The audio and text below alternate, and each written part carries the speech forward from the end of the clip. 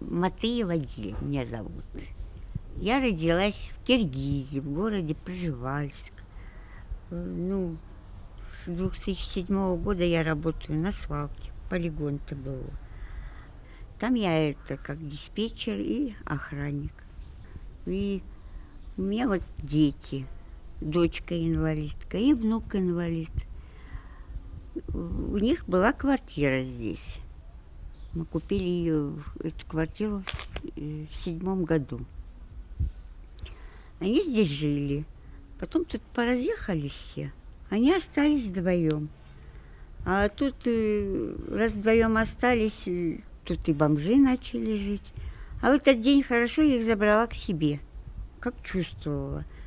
И утром, я услышала, как пожарная проехала. У меня что-то душа так заболела. Оказывается, здесь бомжи или кто курили или пили.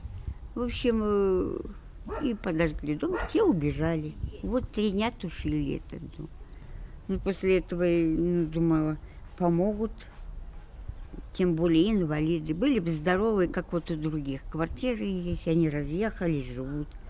А я где возьму? Я сама на пенсии. Я пенсионерка. Я теперь не смогу им купить никакую квартиру.